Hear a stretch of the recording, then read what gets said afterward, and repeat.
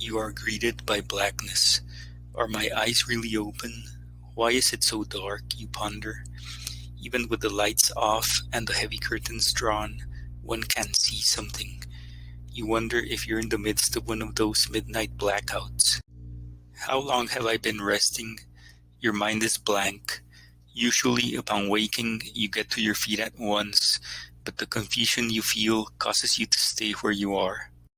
The blackness is accompanied by silence. What is the source of this unusual silence you become aware of?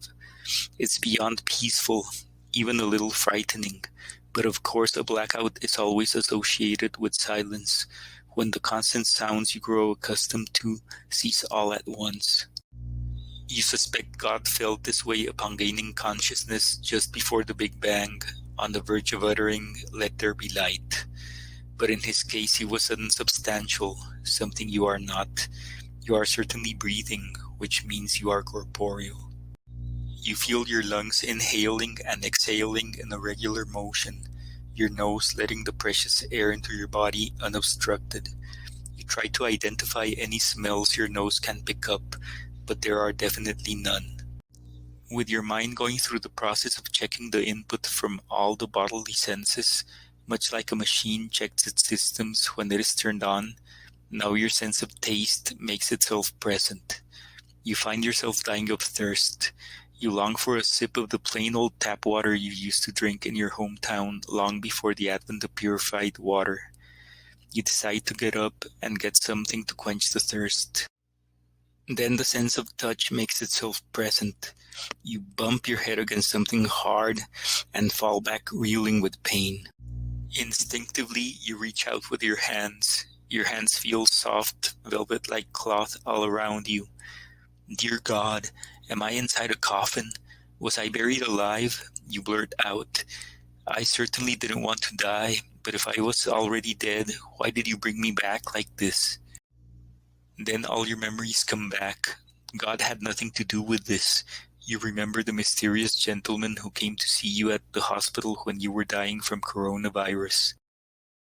He had said there was a way out, that your body wouldn't make it, but that he could arrange for your consciousness to be transferred to a body no longer wanted by its occupant. Someone who was about to commit suicide, but who had agreed to vacate it. This, of course, could be performed if you made a pact. You now realize that the deceiver cannot be trusted to keep his end of the bargain to your liking, and in a few minutes, when you die from suffocation, he will surely come to collect his payment. But you have no more fight left in you. You decide to meet your fate gracefully. If you die from suffocation, so be it. You already went through a similar experience at the hospital recently. While you're waiting for the air in the coffin to run out, you ask yourself if it was worth it. Having been single at middle age, with no one to spend your considerable fortune on, it was understandable that you wanted a second shot at life, but the offer had come during the last few minutes of your existence, and you didn't have the chance to leave your riches to the person whose body you were now in. So even if you hadn't been buried alive, you would have been penniless and would have needed to start anew. Your thoughts are interrupted by a faint clawing sound. At first you think it's your imagination, but soon the sound gets louder and louder just outside your casket. Is it possible that someone might come to save me? Could it be that the stranger will honor the deal?